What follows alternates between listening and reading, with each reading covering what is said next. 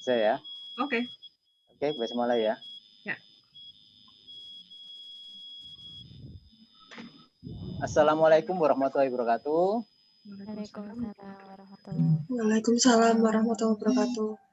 Selamat sore semuanya, khususnya para peserta dan juga para pembicara. Kali ini kita akan pada pertemuan kali ini kita akan membincangkan kumpulan cerpen dari R. Amalia yang berjudul Wajah yang Berbeda. Untuk itu, mula-mula saya mungkin perkenalkan saja dulu. Nama saya Ferdi Afrar, saya pengelola penerbit Meja Tamu. Acara ini bernama Bincang Buku Meja Tamu. Alhamdulillah sudah yang edisi ke-9. Semoga bisa berkelanjutan. Terus Bincang Buku ini adalah sebuah inisiatif dari saya sebagai pengelola atas respon maraknya penerbitan buku akhir-akhir ini.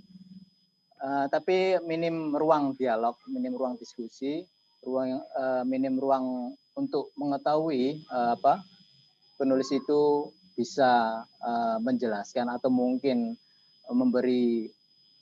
mengintipkan ide-idenya dari buku tersebut. Jadi ruang ini adalah ruang untuk bertemu penulis dan pembaca untuk berdialog dan berkomunikasi. Seperti itu. Pada sore hari ini kita akan menghadirkan penulis di sini Mbak R. Amalia ya, Mbak Rizka Amalia ya. Selamat sore Mbak Amalia. Ya, selamat sore Mas Ferdi. Ya, Mbak Amalia ini teman lama saya juga sampai sekarang. Dia adalah seorang guru di SDIT Insan Kamil ya, Sidoarjo.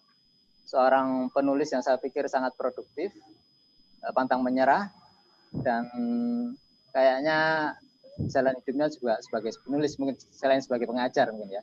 Dia juga seorang pengurus Dewan Kesenian Sidoarjo di Komite Sastra. Pernah kita bersama-sama, terus kita berseberangan jalan. Selamat sore Mbak ya, nanti kita ya ngobrol-ngobrol yang santai tentang bukunya Mbak Amalia ini. Dan kedua kita akan kedatangan menghadirkan seorang guru bahasa Indonesia di MAN 1 Banyuwangi, di ujung sana, di ujung Pulau Jawa. Selamat sore Bu Lutfi. Selamat sore. Iya, senang sekali kita akhirnya bertemu lagi meskipun lewat video, sudah lama sekali. Seringnya kita berchat-chat ria. Kita mungkin akan mendengar nanti hasil pembacaannya Bu Lutfi. Beberapa minggu yang lalu sudah saya kirimi buku Mbak Amalia ini, mungkin mestinya dia punya respon atau mungkin hasil pembacaan yang nanti bisa kita dengar di sini bersama-sama atas karya R. Amalia ini. Untuk mula-mula nanti kita akan mendengar Mbak Amalia untuk berbicara tentang bukunya ini, kumpulan cerita pendek ini, mungkin seputar proses kreatif atau mungkin bocoran-bocoran dari isi cerpennya atau mungkin hal-hal lain yang mungkin menarik untuk kita dengarkan. Sekitar 10-15 menit Mbak Amalia cukup ya? Mbak Amalia? Insya Allah cukup. Yep. Ya. Yep. Mbak Amalia, saya beri kesempatan, silakan. Oke, terima kasih Mas Ferdi atas kesempatannya. Bismillahirrahmanirrahim. Assalamualaikum warahmatullahi wabarakatuh. Waalaikumsalam. Selamat sore teman-teman. Ini di sini ada beberapa nama-nama yang saya kenal ya. Termasuk di sini sepertinya ada murid saya ya. Jadi mungkin tadi sudah diperkenalkan oleh Mas Ferdi sendiri. Jadi memang benar ya. Kami berdua ini sudah berteman sejak lama ya. Dulu bergabung di Malam Puisi gitu, dan surprise juga di sini juga ada Mbak Filia juga yang anggota Malam Puisi Sidoarjo juga. Selamat sore Mbak Filia. Jadi dan saya sampaikan juga terima kasih kepada Bu Lutfi ya, nanti yang sudah menyempatkan hadir ya di tengah kesibukannya yang ternyata juga sama-sama pengajar ya, tapi beda tingkat gitu kan. Dan saya ucapkan juga terima kasih pada teman-teman yang bergabung di sini. Mudah-mudahan kita nanti bisa saling sharing ya. Jadi karena ini judulnya bincang santai gitu kan. Jadi kita mencoba untuk santai, dan kalau tadi Mas Ferdi menyampaikan bahwa monggo Mbak mempersilakan saya untuk menceritakan apa namanya tentang proses kreatif penciptaan buku ini sendiri. Jadi sebenarnya untuk proses penciptaan buku ini tuh nggak sengaja sebenarnya.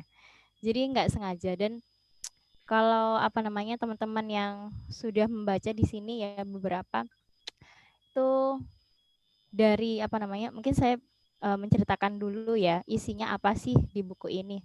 Jadi buku ini adalah buku kumpulan cerpen yang berjudul Wajah yang Berbeda, dan judul buku ini saya sengaja memang ambilkan dari salah satu judul cerpen yang ada di dalam buku ini. Dan isinya ada 11 cerpen ya. Ada 11 cerpen di situ memang memiliki wajah yang berbeda gitu. Jadi dan ini adalah apa ya kalau boleh saya katakan sebagai dokumentasi saya pribadi gitu sebenarnya tujuan awalnya gitu. Dan apa namanya kalau saya membandingkan dengan tahun-tahun sebelumnya gitu saya lebih menulis puisi gitu, lebih menulis puisi dan syair, tapi lagi-lagi mungkin nggak begitu berhasil ya. Kalau Mas Fardi bilang itu, Mas Joal, kamu harus mencoba yang baru gitu, dan itu menjadi motivasi tersendiri bagi saya gitu. Dan apa namanya kalau boleh saya jujur di sini sebenarnya awal mula saya menulis dunia sastra sendiri itu memang saya mengawalnya dari prosa gitu. Waktu itu saya masih ingat masih kuliah ya waktu itu di UNESA. Jadi saya ini adalah alumnus Sastra Indonesia UNESA angkatan 2007. Nah, di situ saya bersyukur sekali bertemu dengan beberapa teman yang memiliki hobi dan kecintaan yang sama ya. Di UNESA dulu apa namanya ada sebuah komunitas sastra gitu. Ada sebuah komunitas sastra di situ yang namanya KRS ya, Komunitas Rabu Sore. Kenapa kok dinamakan apa namanya Komunitas Rabu Sore? Karena memang hadir dan kita selalu bersantai-santai juga gitu, berdiskusi seperti ini di Rabu sore gitu.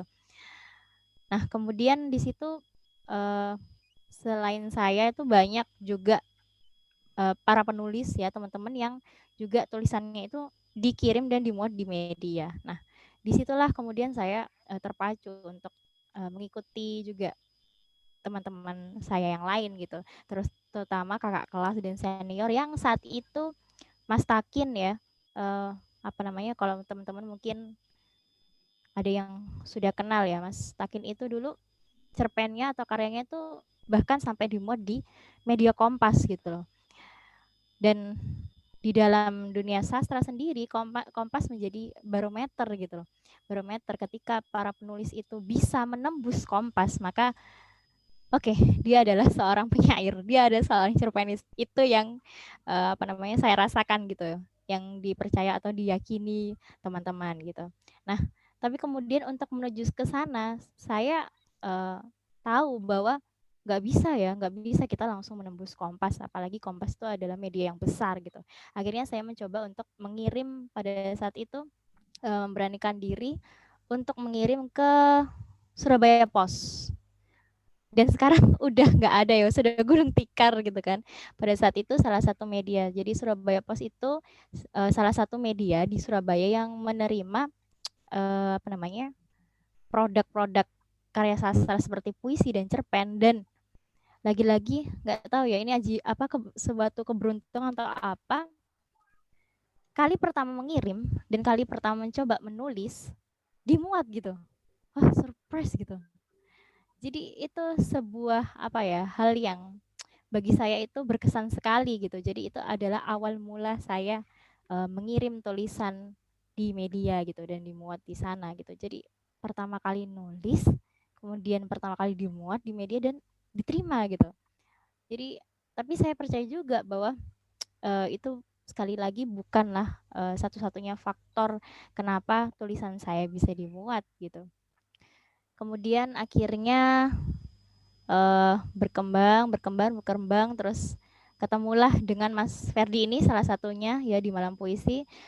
Dan waktu itu kita berpikir untuk gimana sih kita menggerakkan sastra di Sidoarjo itu. Akhirnya apa ya ibarat kata itu jadi kayak apa namanya kayak bersaing gitu tapi bersaing secara sehat ya di sini. Jadi Mas Ferdi juga puisinya juga dimuat di Kompas gitu. Dan itu membuat saya, wow, teman saya aja bisa gitu di Kompas. Kenapa saya enggak? Akhirnya saya menulis, kemudian saya mengirim media dan itu menjadi sebuah kebiasaan gitu yang harus saya lakukan dan mau nggak mau saya harus mengatakan dengan jujur bahwa itu adalah salah satu faktor saya mendorong terciptanya buku ini. Jadi dua buku puisi saya juga diterbitkan di penerbit Meja Tamu ya, dan ini adalah buku ketiga saya yang kumpulan cerpen, dan ini sebagai sebagai artefak. Jadi selama 2 tahun ya, kurang lebih 2 tahun, mulai tahun 2000 berapa sekarang ya, 2019 sampai 2020, disitulah saya merasa konsisten untuk menulis dan mengirim ke media gitu.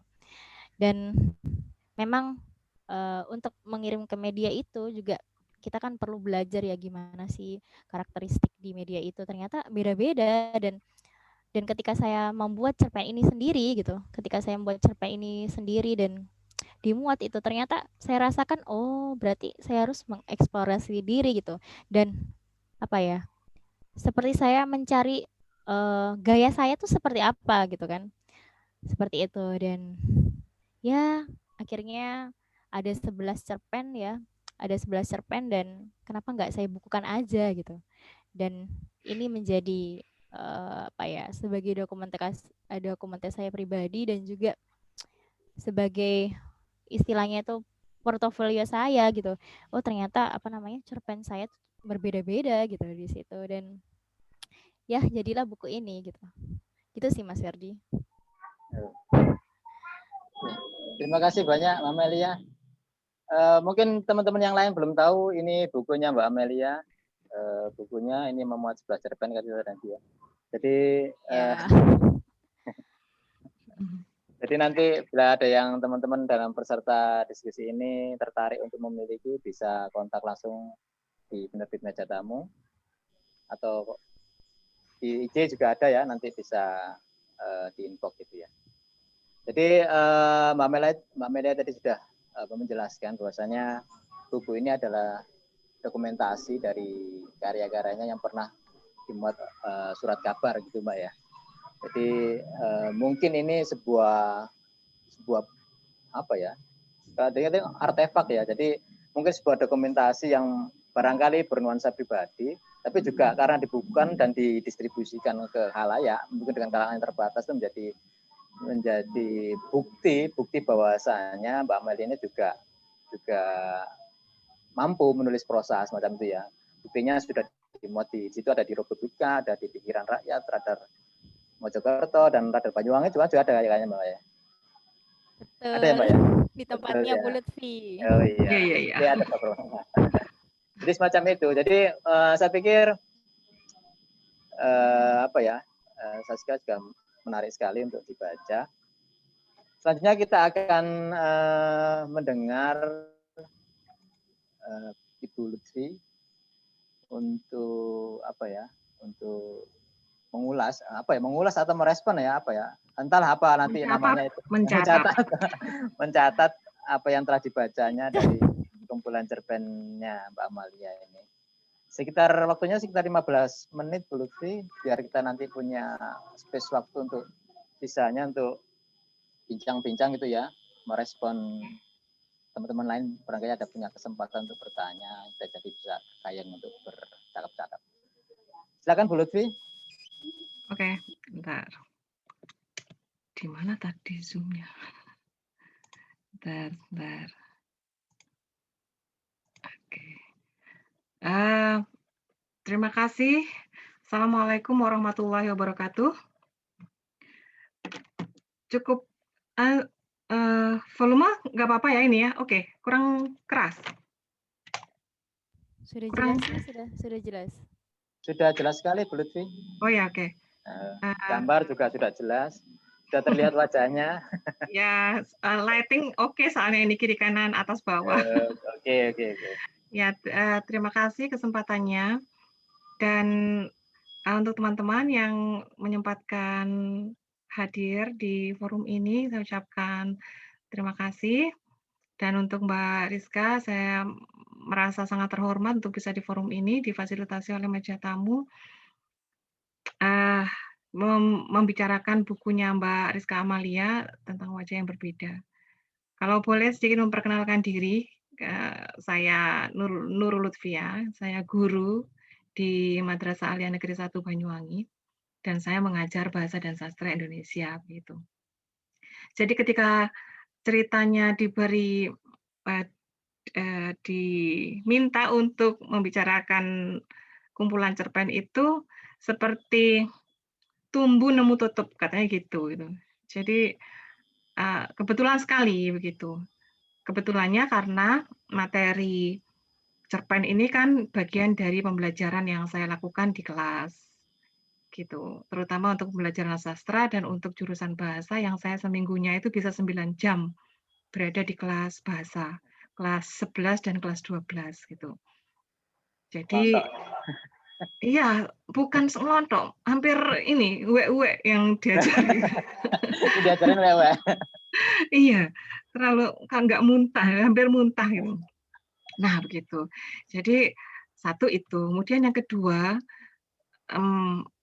buat saya sendiri sih secara pribadi ketika membaca buku ini, buku kumpulan cerpen ini sekaligus ada tujuan berbeda gitu, langsung ting gitu, ada tujuan yang bisa saya lakukan. Jadi saya bisa sekali mendayung 2-3 pulau terlampaui begitu.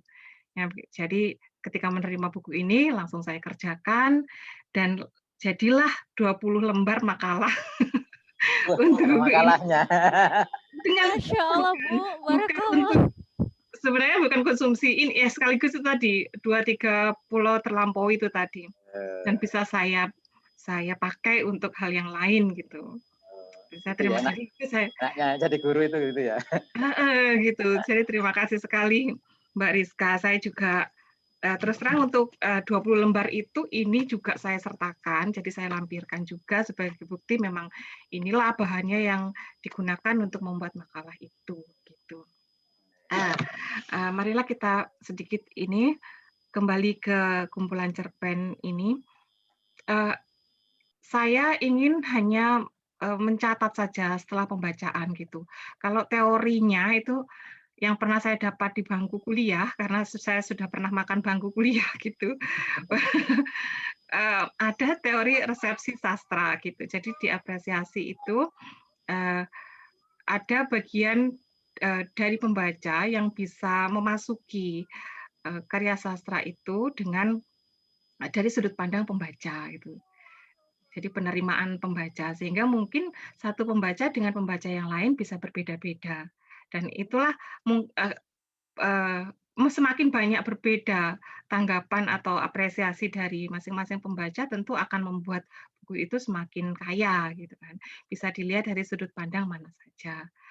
Nah, itu. Dan yang mengapresiasi pun boleh siapa saja dengan tataran ilmu yang rendah ataupun yang tinggi, itu saya pikir sah-sah saja untuk mengapresiasi. Karena kalau menurut saya tujuan apresiasi itu bisa bermacam-macam. Ada yang hiburan gitu ya, ada yang untuk katarsis, ada untuk kepuasan, ada yang untuk tujuan tertentu yang lebih serius seperti misalnya membuat makalah, membuat jurnal, membuat penelitian dari bahan karya sastra itu.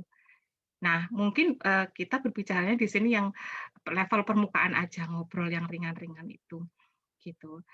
Setelah saya membaca kumpulan cerpen ini, yang 11 cerpen ini, sebenarnya saya ada catatan sih. Bolehkah saya screen? Boleh, Bu. Ya, meskipun nanti nggak semuanya dibahas, tapi barangkali ini bisa mewakili gitu. Nah, kenapa saya membuat judul pertanyaan-pertanyaan yang berkelebatan di pikiran karena itulah yang terjadi ketika membaca 11 cerpen ini. Jadi untuk teman-teman yang belum membaca cerpen ini bisa saya provokasi untuk membacanya karena memang nanti akan memunculkan kelebatan pertanyaan-pertanyaan gitu. Nah, misalnya ya cerpen yang pertama ini judulnya Akhir Hayat Seorang Lelaki Buta. Gitu. Secara singkat, cerita ini tentang seorang buta yang sangat baik hati, dipandang oleh sekelilingnya, masyarakatnya, tetapi di akhir hidupnya dia memilih cara yang sebaliknya, sehingga dia tidak dikenang lagi sebagai lelaki buta yang baik hati, tetapi teroris. Nah, gitu kan ya. Jadi karena dia melakukan melakukan bom bunuh diri di akhir hidupnya, gitu. Nah, saya di sini membuat pertanyaan yang berkelebatan itu langsung muncul ketika membaca cerpen ini, mengapa dia melakukan bom bunuh diri? Dan saya mencari di sepanjang cerita memang enggak ada gitu. Jadi membuat saya akhirnya menerka-nerka itu, kenapa dia melakukan aktivitas bom bunuh diri? Benarkah itu karena keyakinannya? Benarkah ada hal-hal yang sangat mendasar yang membuat dia melakukan aktivitas bom bunuh diri? Apakah bom bunuh diri menurutnya itu sesuatu yang baik? Nah, itu yang ada di pikiran, dan akhirnya membuat pertanyaan kenapa itu kan saya sebagai pembaca itu berusaha untuk mencari jawabannya gitu yang tidak saya dapat di cerpen ini. Nah, itu sementara itu pertanyaannya. Ke yang kedua itu ada cerpen Doom itu yang berkelebat di pikiran saya adalah lalu apa artinya Doom gitu. Karena di situ nggak tahu ini benar nggak ini melafalkannya Doom atau Dam atau apa Itu yang jelas. bahasa Jerman. Bahasa Jerman. Iya, bahasa Jerman, cuman Dam. saya Dam ya. Nah, Dam. di cerpen ini kan dia mendapatkan suatu peristiwa, si tokoh ini tadi, lalu dia mendengar kata dam untuk merespon apa yang dia lakukan. Lalu di akhir cerita dia juga sama gitu, di konteks yang berbeda dia juga mendapatkan orang mengatakan kata dam gitu. Sedangkan di keseluruhan cerita ini saya yang harus menafsirkan sendiri. Oh, dam di peristiwa pertama itu ini mungkin maknanya. Terus di peristiwa yang terakhir itu ini makna damnya gitu. Tanpa membuka kamus sih memang gitu. Jadi mencoba untuk memaknai kata dum itu dari konteks peristiwa yang ada di dalam cerita. Nah, lalu ya untuk cerpen yang ketiga, Pohon Keluarga. Jadi di sini sepertinya 11 itu akan muncul pertanyaan-pertanyaan yang berkaitan dengan cerita. Bagaimana wujud pohon keluarga tokoh aku dan Junet itu juga enggak ada dalam cerita gitu. Jadi sekali lagi saya sebagai pembaca itu mencoba untuk menghubung-hubungkan tokoh aku diceritakan sendiri dan ada oh ya ini tambahannya juga selain tadi wujud pohon keluarga tokoh aku dan Junaid itu juga tidak tampak jelas dalam cerpen. Di dalam cerita ini itu ada semacam pemisahan alur cerita. Ini cerita tokoh aku sendiri, ini cerita tokoh Junaid sendiri begitu. Ini bukan hal yang kok aneh enggak, tapi asik aja gitu loh. Cara Mbak Rizka untuk membuat cerpen ini gitu. Nah, cerpen yang keempat, Satu Yang Hilang. Sayang, ini di sini satu-satunya cerpen yang berkategori fabel gitu ya, karena diceritakan induk burung dan mungkin ini sepertinya ada di cerita-cerita klasik gitu ya. Nggak tahu sumbernya dari mana, yang jelas itu sepertinya masuk ke sana ke zamannya khalifah-khalifah gitu mungkin ya Mbak Rizka ya. Gitu. Saya akhirnya ada pertanyaan, benar nggak tindakan induk burung yang menuntut lelaki itu dihukum karena mengambil anaknya. Jadi ceritanya di situ induk burung itu anaknya diambil oleh seorang laki-laki dan dia tidak puas sehingga dia mengadu ke sultan, ke Nabi Ibrahim.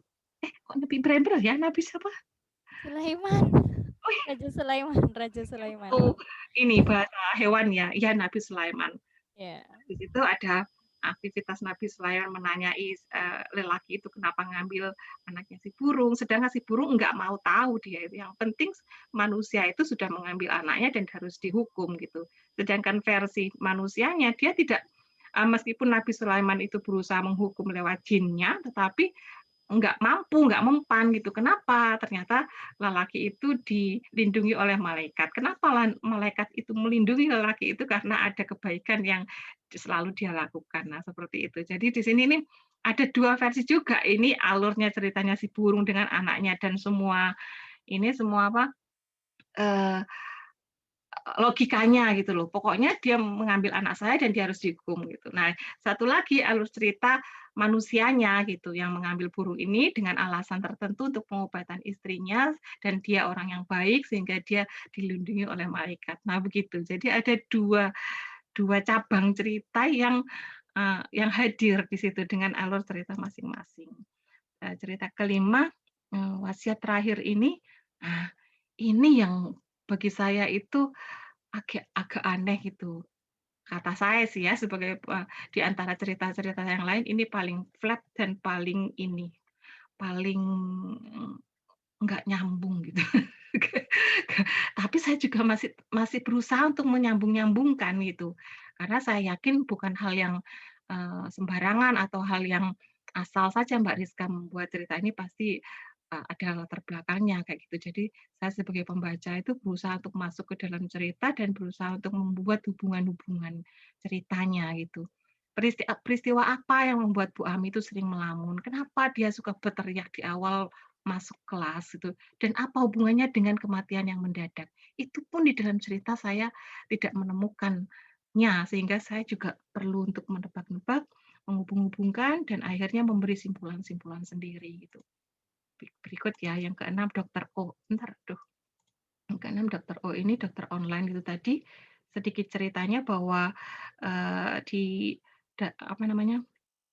bahwa tokoh di dalam cerita Dokter O ini sudah jadi korban dari dunia maya gitu ya atau aktivitas yang sangat berhubungan dengan internet sehingga dia mempengaruhi kehidupan nyatanya gitu dan dunia maya ini sangat menguasainya sehingga dia kehilangan dunia nyatanya begitu. Berikutnya adalah firasat hati ini kata saya adalah cerpen paling logis dengan logika imajinernya gitu. Antara memang sepanjang cerita tidak logis, tapi itulah yang paling logis menurut saya itu. Kalau kita sudah masuk ke logika imajiner cerita gitu. Bahwa ini ceritanya perempuan yang bertindak aneh disebabkan karena sebelumnya dia melihat musibah yang menimpa suaminya sehingga dia melakukan aktivitas di luar kesadaran mungkin dan kita nganggapnya ini sudah diuah lah atau berubah lah pikirannya gitu karena mungkin shock atau trauma atau merasa menyesal kenapa suaminya mendapatkan musibah dan sebagainya gitu. Jadi di sini saya melihat ada usaha untuk mencari kesan dari cerita itu. Jadi saya sebagai pembaca tidak melihat jalan ceritanya di dalam cerpen ini, tapi saya melihat kesan yang diambil oleh pengarang terhadap cerita. Nah, gitu. Dari sudut pandang pengarang. Berikutnya ini Hujan Bulan Januari ini seorang laki-laki yang sudah dijodohkan oleh ibunya, tetapi dia memilih wanita yang sebelumnya tidak dia perhatikan gitu, tetapi ternyata dia baru menyadari bahwa wanita itu menaruh hati kepadanya, sehingga dia berinisiatif untuk mendatangi wanitanya dan mengabaikan yang sudah dijodohkan tadi, dan dia mengatakan dia menyukainya dan wanitanya itu hanya tersenyum. Nah, bagian belakangnya benar enggak sih kekasihnya itu menerimanya hanya dengan senyuman itu? Itu kan dari versi si tokohnya aja gitu. Jadi saya menerka-nerka, belum tentu juga perempuannya menerima cuma tersenyum aja gitu. Dan bisa jadi senyuman itu senyuman karena maklum, karena apa kayak gitu. Itu imajinasi saya setelah akhirnya selesai membaca cerpen Hujan Bulan Januari itu. Berikutnya Wanita Dalam Cermin ini cerita tentang perempuan mandiri berkarir, tetapi dia tidak sukses dalam hubungannya dengan lelaki karena lelakinya itu mengambil perempuannya atau memilih perempuan yang lain dan dia ada di persimpangannya adalah wanita ini harus jadi pengacara bagi seorang klien wanita yang ternyata wanita yang sudah merebut lelakinya tadi karena suatu masalah itu. Yang tidak ada dalam cerita adalah sebenarnya masalah yang yang menimpa kliennya yang harus dia bela gitu apa gitu, itu juga tidak ada dalam cerita. Dan akhirnya saya yang mencoba untuk menebak-nebak dan memberi imajinasi sendiri terhadap yang tidak ada dalam cerita tadi.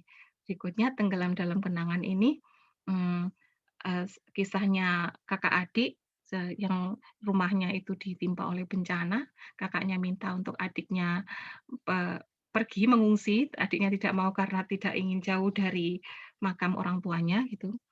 Di akhir ceritanya tetap tidak mau pergi sehingga juga enggak ada akhir cerita bagaimana keadaan adik setelah kukuh tidak mau pindah rumah. Tapi saya akhirnya memberi kesimpulan sendiri, jelas dia akan terbawa bencana itu karena dia masih ada dalam rumah gitu. Nah, kesimpulan yang saya ambil itu enggak ada dalam cerita, tapi saya yang membuat gitu. Berikutnya yang terakhir adalah Wajah Yang Berbeda. Nah, ini sebenarnya yang jadi peneror misterius yang membuat hubungan suami istri ini menjadi renggang atau saling menuduh, lebih tepatnya istrinya menuduh suaminya untuk selingkuh, itu apa itu? Siapa penerornya? Itu juga enggak ada di dalam cerita. Yang ada malah hanya sekilas aja muncul tiba-tiba ada perempuan yang datang ke meja suaminya ketika mereka bersama lalu menyeruput minumannya sehingga tertinggallah lipstik di situ. Tapi itu juga bukan gitu. Bukan itu penerornya gitu. Jadi saya lagi-lagi untuk yang terakhir ini juga memberi simpulan sendiri atau menebak-nebak, menerka-nerka dan berimajinasi sendiri siapa sebenarnya peneror dari itu tadi. Nah, ini sebentar saya mau selesaikan screenshot-nya. Gimana ini saya stop share ya? Share.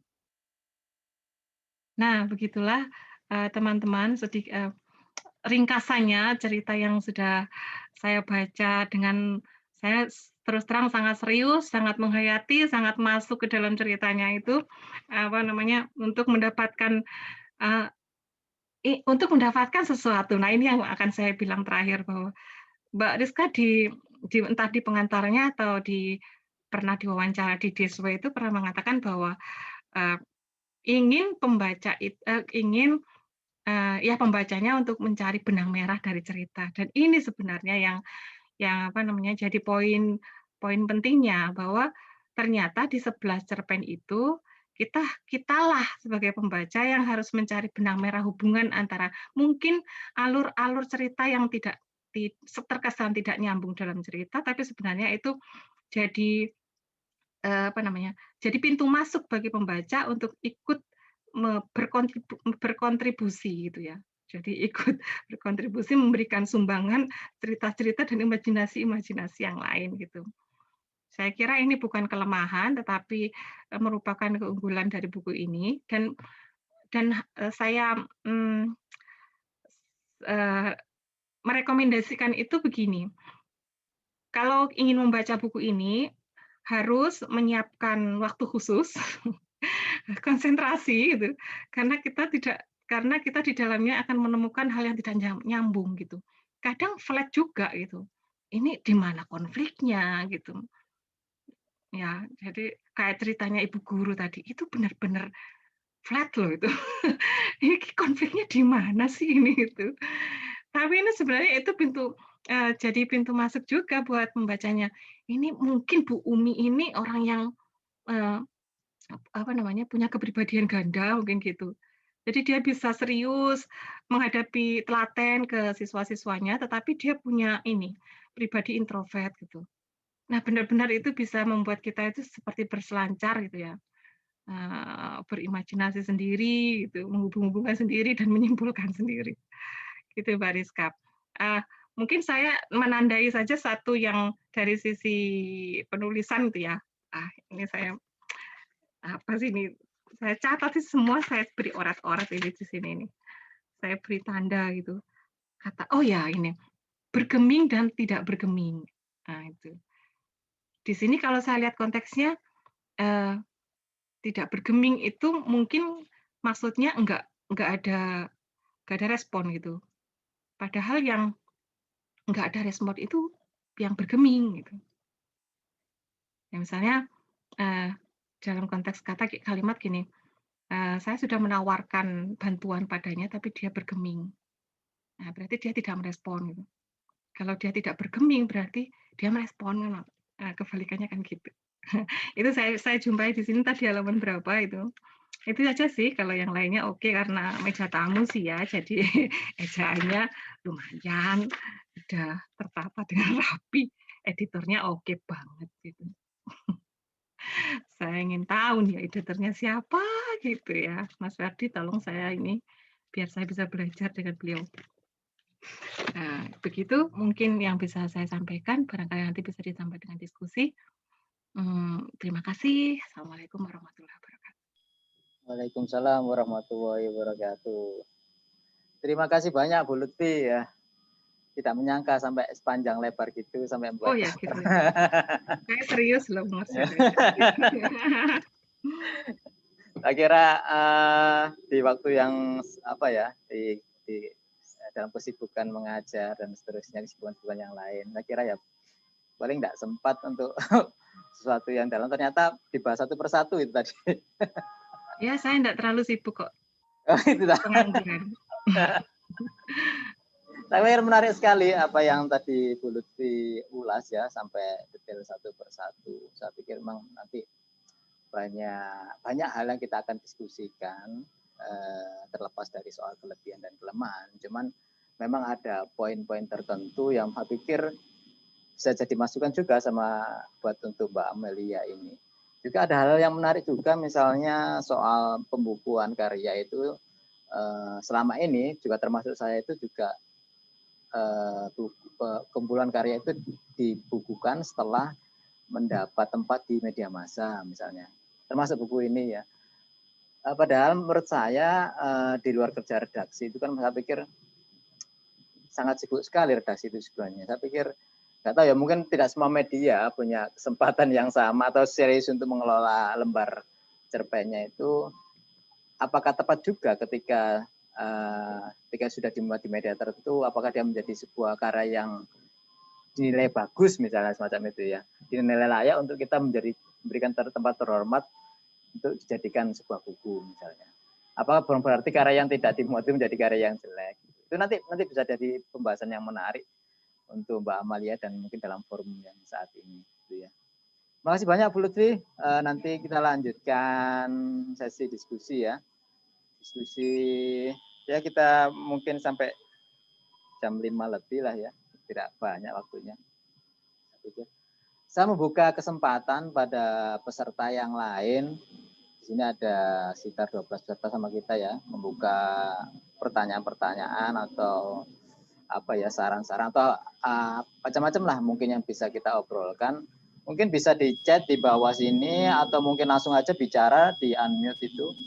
Mikrofonnya bisa langsung berbicara, mungkin bertanya kepada Mbak Amalia atau sama Bu Lutfi. Monggo silakan teman-teman yang lain, silakan. Di situ ada Mbak Filia, mungkin sesama teman di Sidoarjo, Mbak Filia. Dengar Mbak Filia? Gak dengar orangnya. Halo Mbak Filia. Kalau tak ada respon dari yang lain, saya pikir langsung ke Mbak Amalia aja ya. Mbak Amalia, bisa dibuka mikrofonnya? Oke. Ya. Saya mendengar tidak hanya untuk Mbak Amalia saja sih, mungkin saya termasuk saya itu kan juga merasa bahwasannya karya-karya yang berhasil itu kan karya-karya yang pernah dimuat di media massa, media koran ya, atau mungkin sekarang itu banyak media koran yang bergulung tikar, kita mencoba memberi ruang yang lain, misal di media online tertentu, misal detik.com dan sebagainya. Itu teman-teman di Badan Polisi juga mencoba untuk ke sana. Itu apakah benar semacam itu atau pertanyaan apakah karya-karya semacam yang dimuat itu menjadi sebuah pintu sebagai sebuah pintu untuk dinyatakan berhasil gitu ya, sehingga layak untuk dibukukan menjadi suatu buku. Apakah karya-karya yang lain yang ditolak misalnya itu menjadi karya yang buruk? Gimana responnya Mbak Amalia? Kan saya merasa Oke, terima seperti itu kasih. ya. Tapi sebelumnya, oke, Nah, oke. Oh gitu ya. Kenapa Anda merasa ya? Oke, kalau tadi Mas Ferdi mengatakan apakah ketika sebuah cerpen itu sudah atau telah dimuat di media kemudian dikatakan sudah berhasil atau sudah bagus gitu kan. Dan ketika tulisan-tulisan yang tidak dimuat di media itu dikatakan apa ya? Maksudnya tidak bagus itu. Enggak juga sih menurut saya. Enggak juga menurut saya. Jadi banyak teman-teman yang apa di lingkungan saya sendiri gitu. Kalau membaca karya-karyanya gitu, tulisan-tulisannya itu ya mereka juga nggak kalah gitu loh. Dan mungkin ya itu tadi ya, yang namanya penulis sih kalau saya yakini jalan penulis itu nggak bisa sekali dua kali dia harus mengirim di media gitu kan, nggak bisa seperti itu. Tetapi jalan kepenulisan itu panjang gitu, panjang, dan untuk bisa konsisten tentu saja kita harus bergabung dengan sebuah ekosistem di mana itu bisa mendukung kita gitu, bisa mendukung kekaryaan kita. Dan saya pribadi sendiri juga selain apa namanya menulis sendiri, saya juga menjadi editor gitu untuk beberapa buku. Dan saya pikir ya seorang penulis, kalau kita ingin menjadi penulis, kita nggak hanya berhenti pada karya kita sendiri gitu, tapi kita juga membaca karya orang lain gitu. Kita juga bisa menerbitkan buku sendiri tanpa harus tulisan kita harus dimuat dulu gitu di media. Itu sih yang saya yakini ya Mas Ferdi ya. Dan kalau boleh merespon dari hasil pembacaan Bu Lutfia tadi, terus terang surprise banget gitu. sampai apa namanya bertanya, wah pembacaannya dalam banget gitu Bu Lutfia. Dan ketika apa mendengar paparan dari Bu Lutfia sendiri, saya jadi kangen gitu di bangku kuliah. Jadi pengen meneruskan lagi gitu kan. Jadi kalau memang benar apa Bu Lutfi, jadi kalau di dalam dunia sastra ada teori sastra itu kan macam-macam ya. Kalau Bu Lutfi tadi kan apa namanya mencoba untuk mengupas cerpen ini, 11 cerpen ini dengan teori reseptif gitu, penerimaan pembaca. Dan itu bagi saya pribadi luar biasa gitu, apa namanya nggak nyangka aja gitu. Bu Lutfia juga di tengah kesibukannya mengajar ya, kita sama-sama tahu kalau mengajar kan pasti ini, tapi dan apa namanya nanti kalau boleh saya minta ya Bu, itu rencananya mau di apa namanya dikirim kemana Bu? Maksudnya kan bisa di jurnal tuh biasanya kalau guru ya. Oh, enggak ada ini sih. Ada gitu dah. Itu apa bisa Bu? Itu bisa dimasukkan di jurnal itu. Oh, Maksudnya itu bisa kan ya. Oke. jadi Tapi poin sementara plus itu gitu. Iya, untuk bisa banget itu. buat bahan ngajar muridnya. Iya. itu jelas yang tadi itu. Kan udah dibilang Ya, di terus juga pertama. terus juga apa namanya benar banget yang disampaikan Bu Lutfi. Jadi ketika apa namanya ketika cerpen saya kemudian dimuat itu, saya sendiri juga kayaknya masih ada yang kurang ya, ternyata masih ada yang ini ya ternyata. Tapi ya nggak tahu ya namanya sebuah apa, saya yakini bahwa setiap tulisan, setiap karya itu pasti menemukan jodohnya gitu. Jadi dan ternyata ya beberapa jodoh di apa namanya di beberapa media gitu. Dan kalau boleh saya menyampaikan juga apa namanya cerpen yang satu yang hilang tadi yang bernuansa fabel itu terus terang untuk proses kreatifnya itu nggak apa namanya saya membuatnya itu nggak sampai 1 jam itu Bu. Jadi pas setelah sholat subuh tiba-tiba nggak tahu pengen nulis aja, terus terus jadi gitu.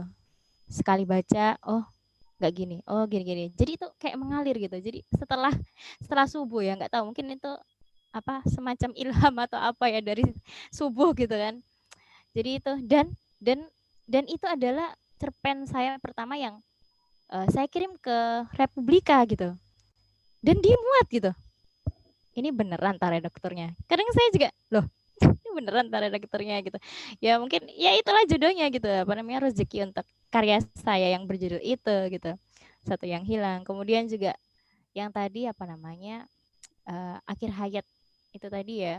itu juga dimuat di Republika, Bu. Jadi sedikit cerita juga. Jadi sebenarnya itu sebenarnya bukan teroris dia itu sebenarnya. Kalau pada saat saya nulis waktu itu, jadi saya berpikirnya dia tuh bukan teroris, tapi gimana caranya supaya pembaca itu menganggap bahwa dia itu teroris gitu loh. Dan ternyata berhasil ya. Bu Lutfi tadi terkecoh ya. Jadi ketika saya menulis sebenarnya jadi dia itu bukan seorang teroris sebenarnya. Jadi dia itu korban. Jadi dia itu korban di sini sebenarnya. Jadi dia korban di mana dia itu kan seorang yang buta ya. Tapi dia secara indera yang lain itu peka banget gitu. Dia mencium bau-bau dan sebagainya itu, dan akhirnya kalau Allahu alam ya qadarullah pada saat itu saya waktu itu jadi dan itu juga saya mencoba untuk merespon dari apa yang terjadi di kehidupan kita gitu. Kadang kita berpikir gitu kan, orang-orang luar itu berpikir bahwa loh itu ulama, maksudnya dia itu pintar ngaji dan sebagainya, tapi dicap teroris gitu loh sama orang-orang. Saya ingin mencoba membuka wawasan orang-orang gitu, dan juga ketika menulis akhir hayat itu juga lelaki buta itu saya ingin menyampaikan satu hal sebenarnya, bahwa sebenarnya dari seluruh kehidupan kita ini yang paling menentukan kita adalah di akhir ayat kita. Jadi itu sebenarnya pesannya yang ingin saya sampaikan kepada pembaca itu seperti itu. Jadi mulai dari awal kelahiran sampai dia menemui ajalnya gitu. Jadi kehidupan kita itu ditentukan dari bagaimana akhir hayat kita gitu. Itu sebenarnya pesan yang ingin saya sampaikan gitu. Kemudian juga yang yang mana tadi, yang satu yang hilang gitu kan. Dari judulnya aja satu yang hilang. Saya ingin membuat pembaca itu berpikir bahwa satu yang hilang paling ceritanya misalkan kehilangan kekasih atau apa gitu kan. Tapi ternyata ketika membaca ternyata sama sekali enggak gitu. Saya ingin memberikan sebuah kejutan gitu di situ, bahwa tokohnya itu sebenarnya bukan manusia gitu, tapi hewan gitu. Hewan, dan sebenarnya juga dan itu juga mencerminkan kepada kita semua gitu, bahwa ternyata hidup kita itu dipengaruhi juga keberadaan orang lain gitu kan. Terus juga tentang perburuan liar gitu, semacam itu sebenarnya yang ingin saya sampaikan ketika menulis itu gitu. Kemudian juga yang cerita Dam, kalau cerita Dam tadi itu sebenarnya jadi di sekolah saya itu ada ada salah satu teman saya, dan dia dulu itu kuliah di Jerman. Nah, beliau itu cerita gitu, menceritakan tentang kehidupan di Jerman. Nah, saya mencoba untuk merespon cerita beliau dan menghadirkan itu sebagai sebuah cerita gitu. Gitu sih sebenarnya, kayak gitu. Jadi ya, Amalia, saya potong itu ya. dulu ya. Iya, oke. Ya. Ini ada pertanyaan dari Mbak Popi sama Mbak Naya di chat ini. Saya bacakan aja ya. Kayaknya Oke. ini hampir sama soal inspirasi dan pemuatan di media. Perkenalkan, nama saya Popi dari Malang. Kayaknya temannya Mbak Rizka ini, teman sekamar saya. Oh iya. Dari saya kemarin. Popi. Ya, jadi pertanyaan adalah, apakah dalam proses kreatifnya Mbak Riz menyesuaikan cara menulis pada media tertentu atau koran tertentu, baru menuliskannya, atau menulis dulu baru mencari jodoh tulisan tersebut? Terima kasih. Jadi soal apakah untuk koran ini kamu buat style kayak gini, koran buat style kayak gitu, atau gimana? Gimana Mbak Mali ya? Iya, terima kasih sebelumnya untuk Mbak Popi. Mbak Popi ini juga penulis loh. Mbak Popi ini juga penulis dan juga presensi ya. Mudah-mudahan buku saya bisa diresensi ya Mbak ya. Duh, ngarep ya. Jadi ketika saya menulis untuk sebuah media, jadi bisa dibilang memang ketika saya menulis, misalkan saya pengen pengen ngirim ke Republika gitu. Jadi saya mencoba untuk Republika itu gayanya seperti ini gitu kan. Nah, ini untuk teman-teman yang lain bisa dicoba gitu. Jadi kita sebelum mengirim karya kita ke media itu kita kenali dulu gaya media itu seperti apa gitu. Dan menurut saya cerpen yang saya buat ini cocok gitu kalau saya kirim ke Republika, dan ya alhamdulillah ternyata dimuat juga gitu kan. Gitu sih. Nanti buat dulu ya. Dan itu ya dibuat dulu. Dan waktu itu pas mana gitu ya. Dipastikan kemarin apa maksudnya? kita mempunyai inspirasi dulu, terus terjadi cerpennya ya. Kalau cerpen saya kayak gini, ini kira-kira cocok untuk media mana gitu ya, berarti. Bukan berarti terbuka kayak gini, kayak kayak gini gitu enggak? Apa? Oh iya, jadi enggak semua, beda-beda sih. Jadi proses kreatifnya setiap cerpen itu beda-beda. Jadi misalkan kayak yang apa namanya tadi itu cerpen yang dimuat di Medan Post itu yang Firsat Hati. Nah itu saya juga belum sempat kepikiran. Oh cerpen ini mau saya kirim ke Medan Post misalkan. Itu saya buat dulu itu saya buat dulu, barulah kemudian mencari-cari gitu kan. Oh ini kayaknya ngirim ke sini gitu, nggak tahu ada semacam kayak apa namanya feeling gitulah, feeling kalau oh ini kayaknya cerpen ini kayaknya lebih layak, maksudnya lebih cocok dikirimnya ke media ini sih. Jadi nggak selalu sih kayak gitu sih Mas Ferdi. Nggak selalu satu buat dulu, atau maksudnya tidak satu apa ya sistem apa ya kayak kita buat dulu baru kita dijodohkan kemana, enggak ya? Oh iya kadang gitu, jadi buat Oh dulu jadi kayak tadi yang barusan saya cerita ada Medan juga Post yang itu. ada juga yang sebaliknya juga berarti ya? Iya benar. Tidak saklek satu cara gitu ya? Iya benar. Nah, itu ada dari Mira di Sidoarjo. Kira-kira kapan Kak Alia mendapatkan ide kreatif? Inspirasinya dari mana itu semuanya? Apakah tiba-tiba muncul inspirasi? Rata-rata cerpennya gimana? Atau emang kalau saya itu baca-baca penulis yang sudah hebat-hebat itu kan inspirasi tidak datang sendiri. Inspirasi itu kan dicari, dikejar, bukan tiba-tiba. Iya, inspirasi itu bahkan saya mendengar kayak Agus Nur atau Rimi Silado yang orang lama itu bisa mengerjakan sekaligus, karena kalau misalnya stuck satu itu nulis yang lain, stuck satu nulis gitu. Kalau misalnya orang lama mesin ketik tuh, misalnya Arswendo gitu misalnya, itu misalnya nulis 3 novel itu mesin ketiknya 3. Apa Mbak Alia juga semacam itu. Kalau sekarang kan bisa ganti cerpen satu ganti gitu, stuck ini ganti lagi gitu ya. Kalau orang full nulis ya. Kalau Mbak Alia gimana? Apakah sedih dulu, patah hati dulu baru nulis atau ya? Untuk kalau inspirasi sih bagi saya pribadi, inspirasi itu bisa datang dari mana aja ya. Kayak tadi cerpen Dam gitu kan. Saya nggak kepikiran gitu mau bikin cerpen tentang Dam itu, tapi saya membuat itu sebagai respon saya ketika mendengar teman saya tuh bercerita gitu tentang Jerman. Akhirnya saya menulislah itu gitu. Itu juga nggak sampai 1 jam, nggak sampai 1 jam gitu. Ketika jadi sekali duduk gitu. Tapi ada juga yang memang cerpen itu nggak bisa kalau cuma sekali duduk gitu. Contohnya seperti yang tadi yang katanya flat itu ya. Itu sebenarnya bingung gitu. Jadi itu nggak sekali duduk itu. Saya masih ingat banget. Jadi nggak apa ya. Ini enaknya gimana ya? Ini enaknya gimana? Itu yang nggak sekali duduk gitu. Kemudian juga ketika saya melihat sesuatu, saya bisa terinspirasi gitu untuk menulis cerita.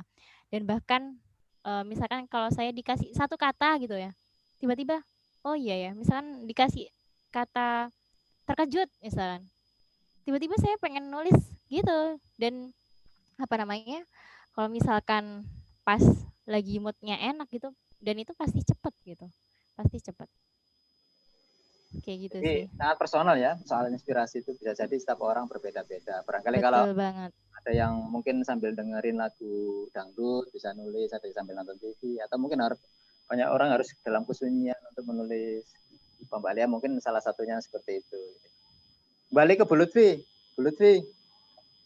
Sambil nunggu pertanyaan.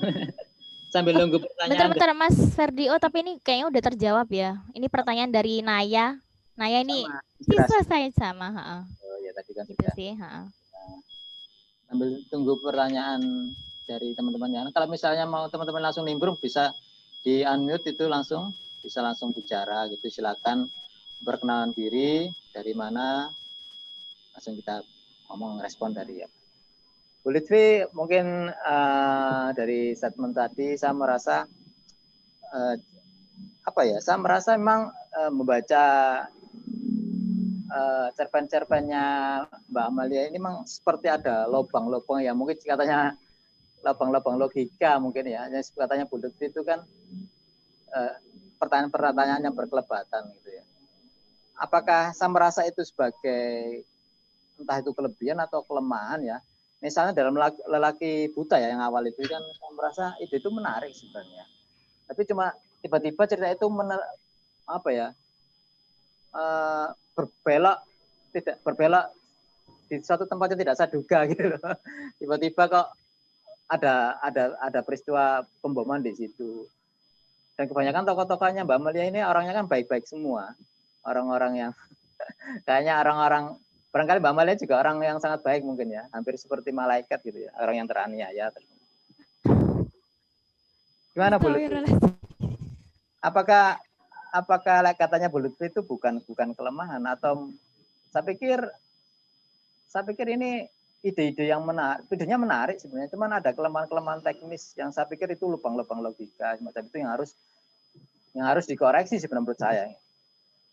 Menurut saya bertanya juga, apakah dengan pemuatan media itu menjadi sebuah pengesahan bahwasanya karya itu menjadi menjadi final untuk dikatakan baik semacam itu. Kita kan menurut saya kita harus kritis dengan fenomena yang terjadi semacam itu. Gimana Bu Lutfi? Kalau saya sih ya, karena kita masuknya itu dari mana dulu gitu. Kita menghadapi karya sastra itu dari mana dan untuk apa juga gitu. Karena saya itu berangkatnya dari resepsi pembaca gitu, itu sangat banyak pintu yang bisa digunakan untuk memasuki gitu. Tergantung siapa pembacanya juga gitu. Dan untuk tujuan apa? Nah gitu. Ketika misalnya kita untuk tujuan eksplorasi ke dalamnya itu dengan tujuan untuk mendapatkan kepuasan jiwa gitu. Kadang kan kita suka suntuk dengan pekerjaan-pekerjaan atau dengan kesibukan-kesibukan yang melelahkan fisik, sehingga ketika kita berhadapan dengan karya sastra itu bisa digunakan untuk alternatif relaksasi gitu. Nah, jika kita itu tadi, kata saya kalau memang kita meniatkan diri untuk relaksasi itu dan memaksimalkan fungsi imajinasi kita gitu. Karya Mbak Rizka ini, kata saya karena berangkatnya dari situ, itu bisa jadi kelebihannya gitu. Kalau kita membicarakannya dengan sudut pandang memasukinya itu untuk tujuan serius gitu, ya mungkin nanti itu akan banyak piranti yang harus dipandang gitu. Tadi itu akhirnya masuk yang Mas Ferdi bilang tadi itu. Ini sebenarnya alur tercerminnya bagus, cuman eksekusinya mungkin kayak gitu itu kan nanti arahnya kan kita jadi nggak menikmati gitu. Jadi ada kajian tersendiri itu bagaimana caranya, misalnya tema itu jadi dieksekusi dengan menarik, bagaimana tekniknya mungkin begitu. Tapi saya sebatas teori sih gitunya, karena saya sendiri untuk menghasilkan cerpen itu masih terbata-bata, tetak-tetak gitu. Jadi saya kayaknya harus berguru dengan Mbak Rizka juga biar bisa bikin cerpen bagus kayak gitu. Pak Lutfi ini bisa aja. Ya benar, saya itu masih kurang bisa untuk menghasilkan semacam yang sudah. Nanti saya juga belajar Bu, ini saya juga nggak bisa nulis cerpen. Penyair nih. Cuman kadang-kadang itu saya baca cerpen-cerpen itu Bu, kadang-kadang itu kan jengkel juga kalau tidak. Ya itu menurut saya gitu. Jadi nggak tahu ya, karena saya juga nggak paham teori. Cuman saya tempatkan sebagai pembaca gitu. Ketika karya itu ada lubang-lubang logika yang seharusnya itu kan bisa diselesaikan, dikoreksi dulu sebelum tayang atau sebelum dilempar ke publik, itu kan bisa dikoreksi dulu gitu. Atau mungkin ditanyakan ke temannya, kira-kira sudah pas nggak karya ini? Apakah ada missing logika nggak? Atau mungkin konfliknya kurang menarik nggak gitu loh, misalnya semacam itu. Ya, kalau kita berhadapan dengan karya sastra, akhirnya kan uniknya kan di situ gitu ya. Kita jadi ini nggak logis nih kayaknya. Jadi kita gregetan sendiri gitu. Dan kita jadi melanglang sendiri itu. Jadi bisa sejam 2 jam mikirkan ini kenapa jadi, misalnya tadi kan Bu Umi, kenapa kok jadi dibikin dia introvert kayak gitu ya. Jadi, sebenarnya itu ya kalau dari sisi resepsi pembaca sih asiknya gitu kalau kita mau. Karena dengan begitu kan akhirnya kita punya asupan untuk imajinasi kita gitu ya, kita lepas dari yang hal yang eksak-eksak yang pasti-pasti, yang fisik-fisik, yang itu melelahkan gitu.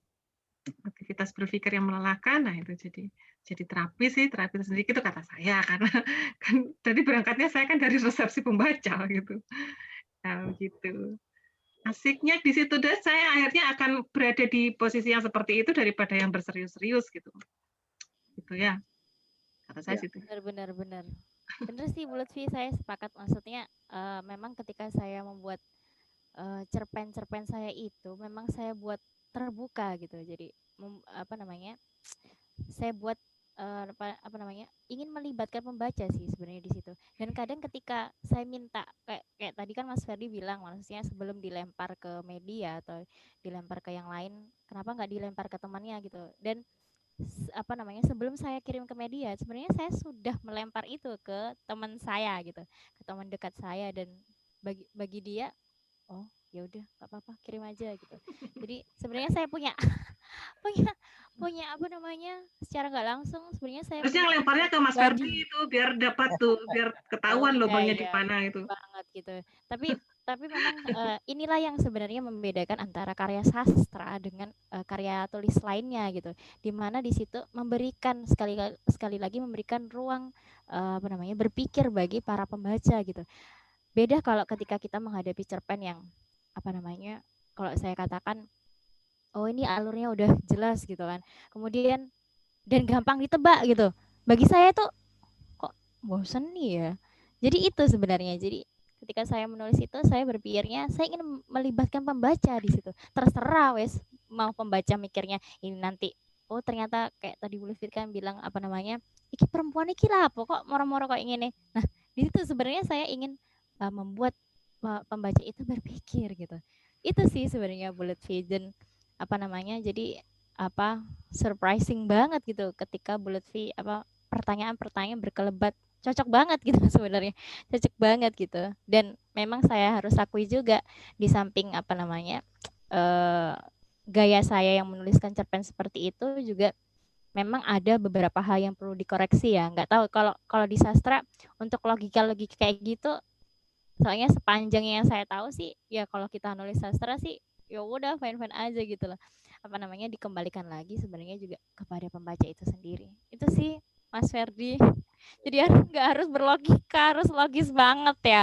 Kalau nggak gitu boring kalau menurut saya, sebuah karya sastra yang Oh ya, logis tuh ntar. boring. Ini saya jadi ingat, saya tuh dulu Oke. pernah baca novelnya Budi Dharma, Olenka. Nah, Iya. karena di situ tuh tokohnya dan nggak ada jalan cerita, kan asik kan? Jadi novel tapi nggak ada jalan ceritanya gitu, dan tokohnya itu bisa kemana-mana, kan benar-benar membuat imajinasi kemana-mana. Itu keren pokoknya, bacalah Olenka. Oh iya, apa namanya, sedikit juga tadi kok kebetulan ya Bu Lutfi apa menyebut Profesor Budi Dharma gitu, Pak Budi Dharma. Jadi beliau adalah salah satu dosen di UNESA dan saya sendiri mengidolakan beliau gitu, terinspirasi karena saya memiliki pengalaman pribadi dengan beliau. Dan untuk buku Kuncer ini juga kemarin saya kirim ke beliau gitu, dan apa namanya, dan alhamdulillah mendapatkan respon yang positif gitu dari Pak Budi Dharma gitu. Beliau mengatakan, mau apa lagi? Kamu sudah pintar menjadi istri, kamu sudah pintar menjadi suami, kamu sudah pintar menjadi seorang, ya nggak tahu itu apa namanya, beliau sendiri gitu yang mengatakan. Dan itu sebagai apa ya, semakin saya nggak percaya gitu. Wah, Pak Budi Dharma bisa mengatakan seperti itu gitu. Mau apa lagi? Teruskan menulis. Itu pesan beliau kepada saya gitu. Dan apa namanya, alur dan sebagainya, ya kamu harus terus menulis untuk mendapatkan sebuah pengalaman gitu. Jadi itu sih apa namanya yang saya dapatkan dari beliau gitu. Ya, makasih Mbak Lia. Iya. Saya informasikan lagi ke peserta yang lain, barangkali mau bertanya ataupun membuka diskusi ini agar menjadi lebih menarik lagi biar tidak terjadi pembicaraan 3 orang ini. Saya persilakan teman-teman yang lain untuk nimbrung apa ya yang kira-kira yang barangkali memang kelemahannya diskusi kali ini seperti ini kan, yang lain belum membaca karyanya. Tapi saya pikir kita tidak membatasi pembicaraan kali ini tidak hanya seputar cerpennya Mbak Alia, mungkin seputar fenomena cerpen hari ini, media-media yang berkembang yang meluaskan pembicaraan-pembicaraan kita. Kan mana Wattpad yang semakin, misalnya ada kan sekarang ada media Wattpad yang semakin berkembang, saya pikir media digital memberikan ruang yang sangat lebar bagi penulis gitu. Mungkin saya kalau tidak ada pertanyaan yang lain, mungkin sambil mengisi jam. Saya pikir Mbak Alia ini kan saya kenal sudah lama sekali ya, dan kayaknya juga masih percaya bahwasanya menulis itu mempunyai nilai positif baginya. Di dalam cerpennya juga itu kan sangat syarat dengan moral, sangat syarat dengan pesan-pesan yang ingin disampaikan kepada pembaca. Saya pikir apa yang menjadi motivasi atau yang buat stamina ini menulis itu jalan terus ya. Saya pikir setiap penulis itu kan punya, kayak saya ini kan sudah masa senjakala gitu. Bisa dibagi Mbak Alia, gimana tipsnya biar tetap menulis terus, ataukah karena bergumul dengan orang Dewan Kesenian jadi bisa berpacu untuk saling membuktikan bahwasanya saya penulis yang layak gitu. Gimana Mbak Alia? Ya, makasih Mas Ferdi.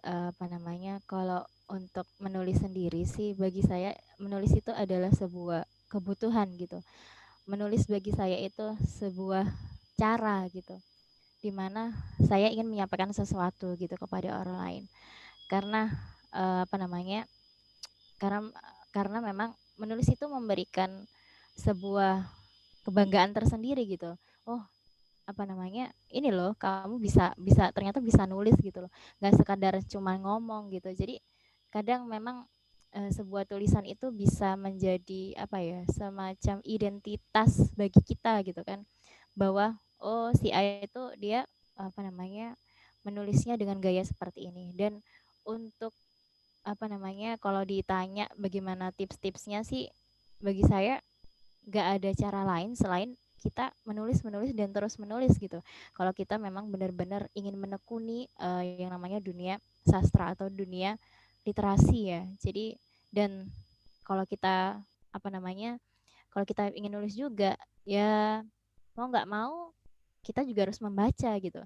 Karena dengan membaca tulisan kita itu semakin kaya gitu, semakin kaya dan akan memberikan warna tersendiri gitu. Dan itu juga bergantung dari buku yang kita baca. Kalau saya pribadi sih biasanya memang lebih suka membaca buku seperti sejarah, budaya, kemudian juga buku psikologi, kemudian juga tentang agama. Banyak sih sebenarnya. Dan juga kadang terinspirasi juga dari ketika kita nonton film ya, tiba-tiba kita tergerak gitu untuk menuliskan, oh ini filmnya harusnya nggak kayak gini gitu ya. Kita bisa membalas itu dengan menulis gitu, dengan membuat tulisan sendiri gitu, membuat karya sendiri. Dan kalau untuk mengirim media, sebenarnya media itu banyak. Dan saya pikir kalau melihat perkembangan teknologi yang semacam ini, apalagi ada kehadiran media online atau media daring. Jadi bagi teman-teman yang ingin tulisannya nggak hanya dinikmati oleh diri sendiri, itu juga bisa mengirim di media, bukan hanya media cetak ya, tapi juga media online. Kalau untuk caranya sendiri ya tentu saja kita menulis, kemudian kita coba cari alamat email media tertentu yang ingin kita kirim tulisan kita gitu. Dan satu lagi yaitu tadi, mau nggak mau kita harus supaya kita juga bisa tetap konsisten untuk menulis, kita ibaratnya kalau misalkan pecinta kopi, dia pasti akan bertemu dengan pecinta kopi gitu. Kalau dia pecinta buku, dia akan bertemu dengan pecinta buku. Kalau dia suka dengan literasi, dia akan bertemu dengan pecinta literasi juga. Dan buat teman-teman yang pengen nulis, ya itu tadi, baca, tulis, kemudian berteman dengan istilahnya membuat relasi ya dengan teman-teman yang lain sih. Itu sih Mas Fer. Itu ada pertanyaan dari Mbak Poppy. Oh ya Mbak Poppy. Goal atau mimpi apa untuk dunia penulisan cerpen? Goalnya? Oh, goalnya ya. goalnya sih sebenarnya nggak muluk-muluk ketika apa namanya sebuah karya itu saya tulis, saya berharap sih banyak, nggak hanya saya aja, nggak hanya lingkungan saya aja yang bisa menikmati karya-karya saya, dan apa namanya dengan seorang pembaca yang kemudian dia terinspirasi untuk membuat karya lain, itu bagi saya itu sebuah apa ya, sebuah hal yang berkesan gitu bagi saya. Dan siapa tahu nanti setelah Mas Ferdi apa namanya membaca cerpen saya, tiba-tiba oh gak ngono, berarti kan tadi bilang ini banyak lubang-lubangnya, ya udah apa namanya apa namanya dibalas dengan membuat karya juga gitu kan. Itu sih menurut saya akan lebih menarik gitu. Jadi enggak, bener ya Bu ya, jadi enggak cuma sekadar ngomong aja gitu, tapi dibalaslah dengan karya gitu. Asik ya. Wah, aku dipancing, dipancing. Ayo, asik Mas Fer. Oh Ya, ya benar. harus dong. Nah, ini Katanya tujuannya. sih seorang penyair yang bagus itu adalah seorang prosais yang bagus loh Mas. Kamu harus itu loh Mas. Coba prosa ya. Jadi penyair bagus itu adalah prosais yang bagus. Ya, Bukan aku ya. yang ngomong. Oke, mungkin ini pertanyaan untuk Bu Lutfi juga Mbak Amalia. Saya pikir kok peserta yang lain masih ada yang mendengarkan, barangkali Bang tujuannya hadir di sini mendengarkan pembicaraan Mbak Amalia sama Bu Lutfi. Saya pikir dunia kita ini kan serba digital ya, serba audiovisual akhir-akhir ini. Jadi kita itu bisa menikmati film yang segitu bagusnya, apa-apalah, apa musik dan gitu enaknya gitu, apa semuanya bisa. Cuman kan ternyata dunia menulis itu masih berjalan, artinya meskipun berpindah ke digital, misalnya adanya Wattpad dan seterusnya, gitu. Apa sih keasikan menulis itu? Di mana sih letaknya asiknya menulis itu? Sebenarnya apa yang mungkin ada misi atau apa gitu, ada ideologi yang mau disampaikan, atau mungkin enggak pengen terkenal seperti penulis yang lain, atau gimana ya? Buat Mbak Amalia sama Bu Lutfi. Bu Lutfi saya pikir juga sering menulis di media juga gitu ya. Dan saya pikir juga, saya lihat juga getol juga menulis gitu. Dengan merespon perkembangan teknologi akhir-akhir ini, kira-kira punya tempat nggak ya menulis itu? Mbak Bu Lutfi dulu aja. Tadi kan sudah Mbak Amalia. Oke, ada nggak tempatnya penulis di media? Bukan di media ya, artinya punya keasikan atau gimana gitu ya istilahnya. Karena dunia kita kan serba audiovisual, sebenarnya punya tempat nggak di mau hiburan itu, sebenarnya melihat film itu sudah terhibur sekali gitu. Tempatnya membaca itu di mana akhirnya gitu ya, tulisan-tulisan kita mau dibawa kemana gitu. Atau jangan-jangan menulis itu hanya iseng belaka atau gimana gitu. Ya, ini tentu dari sudut pandang saya. Menulis itu dengan tujuan. Gitu. Ada beberapa tujuan yang mungkin bisa dipakai untuk jadi landasan ketika kita menulis. Yang pertama, untuk mengekspresikan perasaan, pikiran gitu. Itu satu. Kemudian yang kedua, ada tujuan popularitas mungkinnya, seperti membuat portofolio diri itu, personal branding mungkin juga seperti itu. Yang ketiga, untuk tujuan, ada sebenarnya beberapa sih, saya agak lupa. Yang terakhir itu yang jelas menulis untuk keabadian, filosofinya gitu. Jadi menulis untuk memberi tanda. Nah, kalau secara teknis menulis itu adalah aktivitas untuk bisa memfungsikan semua yang kita miliki, kemampuan yang kita miliki gitu. Jadi kemampuan berpikir, kemampuan untuk merasa, kemampuan untuk merespon gitu. Itu. Jadi itu adalah latihan yang baik, sangat baik gitu. Dan sepertinya itu akan membuat kita akan terhindar dari kepikunan di masa tua. Gitu. Dan menulis sendiri itu kan tidak ada teorinya gitu. Ya kan, tidak ada teorinya kecuali satu, menulis, menulis dan menulis. Nah, gitu. Jadi saya ngajarkan ke anak itu gitu, ke siswa, bahwa nggak ada teorinya seperti kita belajar eksak menulis itu. Tapi ketika kita mengitikatkan diri untuk menulis, maka di situ kita akan mendapatkan kemahirannya. Gitu. Ketika misalnya pun suatu saat di tengah jalan proses menulis kita berhenti, itu sebenarnya kita akan mulai lagi kayak orang belajar jalan itu akan tertatih-tatih lagi gitu. Jadi untuk menjaga ketika kita sudah menekatkan diri untuk selalu menulis, ya kita lestarikan, kita pupuk, kita jangan berhenti gitu, apa saja yang perlu ditulis kayak gitu. Kayak gitu, itu dari sudut pandang saya itu. Tapi untuk misalnya hal yang lebih jauh, misalnya untuk seperti yang dibilang Mas Ferdi tadi, untuk popularitas, untuk apa, itu kayaknya saya juga masih belum ke sana itu. Kalau saya sih untuk terapi sendiri aja dan untuk memberi contoh karena saya guru gitu kalau saya. Rasanya pas ya, beri contoh. Oke, Oke, makasih banyak Bu Lutfi. Mbak Malia? Oke, saya sepakat juga sih sama Bu Lutfi ya. Jadi kalau kita mau menyampaikan sesuatu gitu, kita mau menyampaikan pesan. Jadi menulis itu adalah sebuah cara gitu. Dan bagi saya pribadi menulis itu berkarya itu kita itu sedang menciptakan sebuah peradaban gitu. Karena kalau misalkan di dalam teorinya apa Bu? Kalau misalkan jadi menulis itu adalah tertinggi ya. Jadi sebuah peradaban tertinggi gitu loh. Menulis itu sebuah peradaban tertinggi.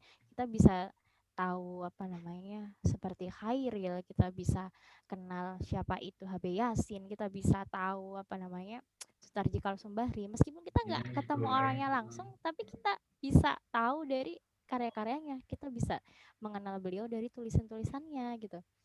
Jadi semacam sebuah hubungan pribadi gitu, menciptakan sebuah diri gitu antara penulis dengan pembacanya itu. Jadi saya pikir sebuah karya, sebuah tulisan itu adalah sebuah jembatan ya, sebuah jembatan bagi penulis, bagi seorang pengarang untuk bisa masuk ke dalam dunia pembaca itu sendiri. Siap. Terima kasih Mbak Alia. Mungkin ini ada pertanyaan terakhir yang harus kita jawab oleh di sini di chat ada Lentera Aksara ini ya. Pertanyaannya, Nagwi, belajar menulis dan meresensi gimana maksudnya Mas? Mas Mirza, gimana itu maksudnya Mas? Waktunya kita terbatas. Mas Mirza. Kayaknya itu semacam menyimpulkan gitu ya. Menyimpulkan itu ya. Iya, menyimpulkan sih. Baik, mungkin sudah lengkap ini. Kita sudah jam 5 sore. Kayaknya kita harus menyudahi forum sederhana ini. Saya sangat senang sekali sore ini bisa mendengar Bu Lutfi berbicara, Mbak Amelia berbicara. Banyak pesan-pesan yang khususnya bagi saya sendiri, biar saya bisa nulis lagi. Jadi menarik sekali. Sesuai dengan tujuannya forum ini biar memantik karya-karya berikutnya gitu ya. Khususnya saya sendiri aja, nggak apa-apa. Terima kasih kehadirannya para peserta. Terima kasih Mbak Amelia atas waktu dan kesempatannya. Bu Lutfi sudah menyediakan waktu. Terima kasih banyak.